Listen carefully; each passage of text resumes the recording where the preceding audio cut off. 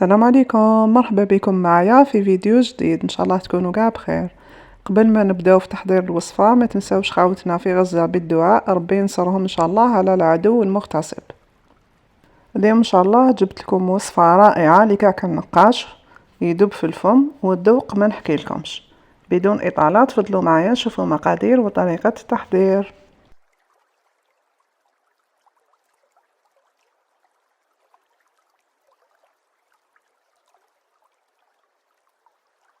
بسم الله. واش عندنا هنا؟ في اناء يكون واسع ولا كبير، عندنا كيلة تاع مادة دهنية اللي هي سمن ومارغرين.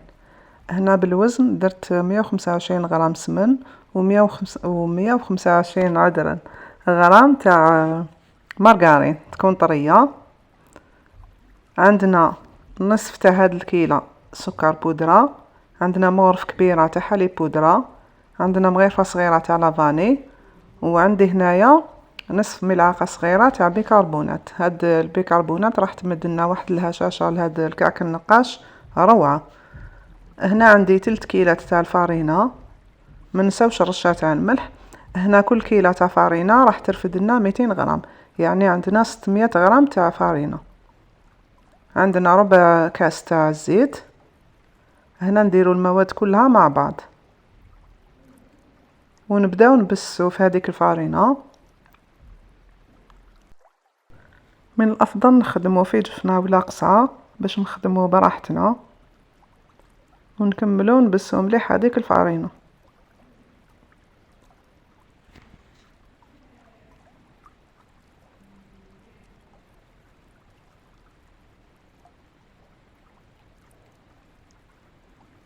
هكذا.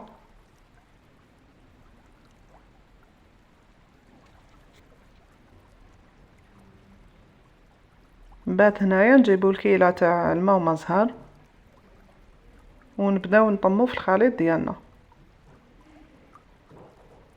هنا انا الكيلة ما كملتش درتها كامل، كنت تحصلت على القوام المطلوب. دوك تشوفوه، ما نديروش العجين ديالنا يكون يابس ولا يكون طري بزاف.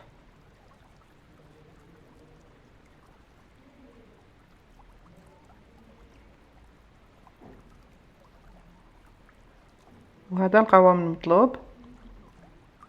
هاوليك نغطيوه ونخلوه يرتاح، راح يتشرب كاع الماء ومزهر اللي درنا فيه.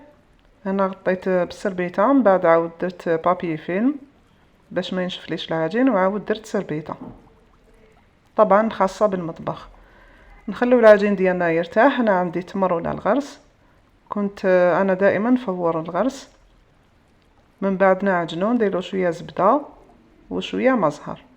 كاين اللي يحب ينكه التمر ديالو بالقرفه ولا القرنفل، انا نحب نخليه طبيعي. هنا نجوزو باش نوزنو العجين ديالنا والغرس ديالنا ولا تمر. نسبقو نوزنو العجين.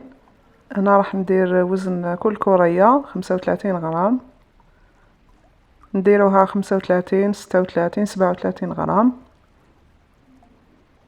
انا فضلت نديرها 35 غرام. نكمل نوزن العجين ديالي. هاد المقادير اللي مديت لكم راح تخرج لكم 34 حبة، يعني كمية ما شاء الله. هعملك هنا 34 حبة. نغطيو الكريات تاع العجين ديالنا ببابي فيلم ونجوزو نوزنو التمر ديالنا. هنا الكريات تاع التمر في الاول وزنتهم 15 غرام، بعد جاني بزاف نقصت لهم خليتهم 13 غرام. كاين اللي يديرهم 10 غرامات 12 غرام، انا فضلت نديرهم 13 غرام. وهكذا حتى نكمل الكميه اللي عندي كاع. نغطيه ايضا بابي فيلم. وهنا نجوزو للتشكيل. درت بابي فيلم فوق طاولة العمل. نجيب كريات العجين ونحلها بالحلة، نحل العجين ديالي يكون رقيق باش يتورق لنا مليح. نحلها على شكل مستطيل.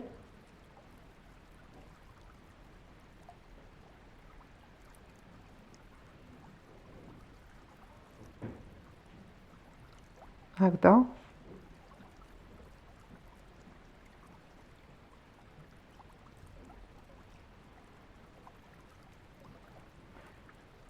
نساويها مليح.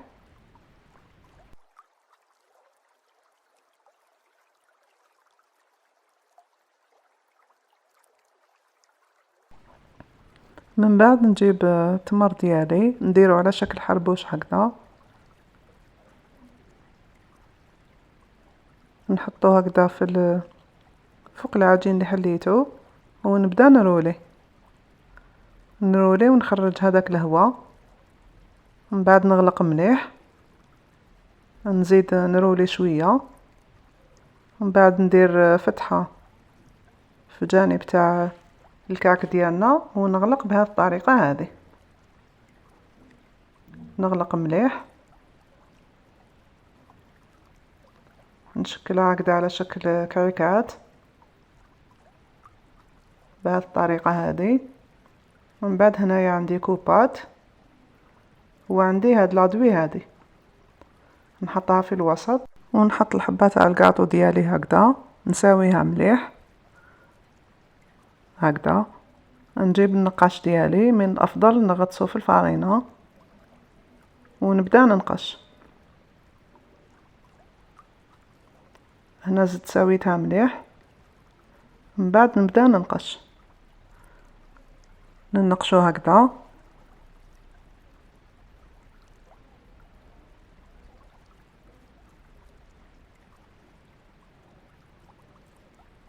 هكذا حتى نكملو.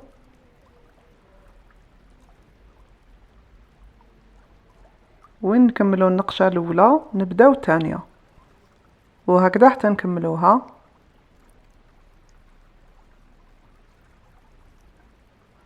كما راكم تشوفوا هنا راني نغطس في النقاش ديالي في الفرينه باش ما يلصقليش.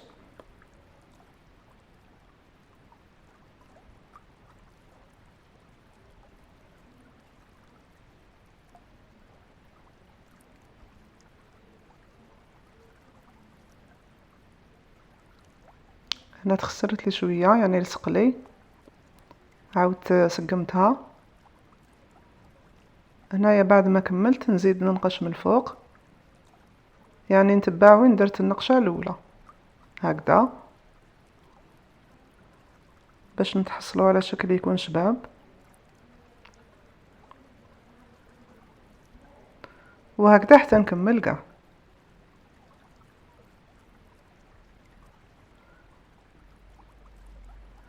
انا ما سرعتش الفيديو باش تشوفوا مليح.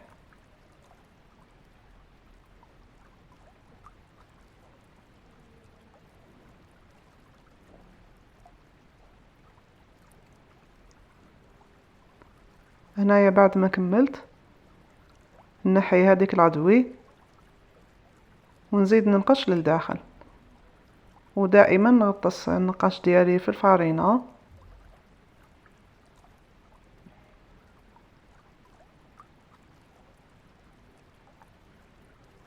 هكذا ننقش للداخل.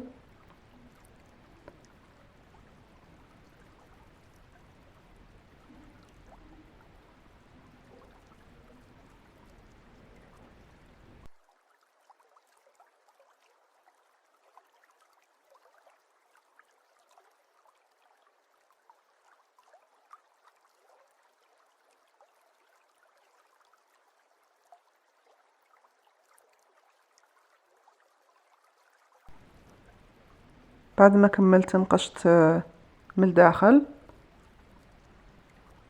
نعاود ننقش هكذا، يعني اللي درتهم في الاول. شفتوا هنايا كيفاش لصق، تخسر لي شويه الشكل.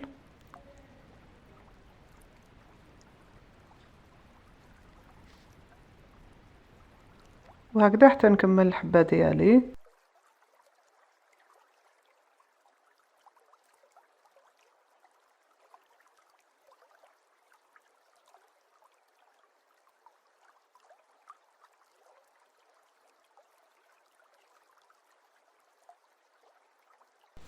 هاي ليك، ونكمل بنفس الطريقه حتى نكمل الكميه اللي عندي كاع.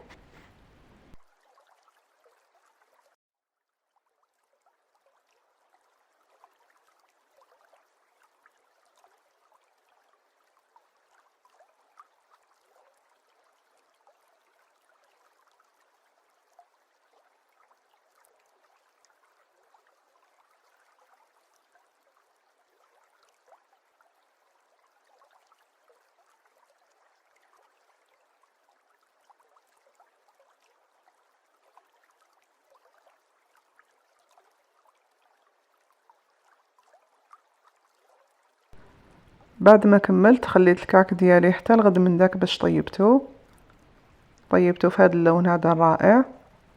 يعني هنا من ضروري نخلو الكعك ديالنا يبات باش يقعد محافظ على الشكل ديالو، وهذيك الخدمه اللي خدمناها كاع ما تروحش هكذاك.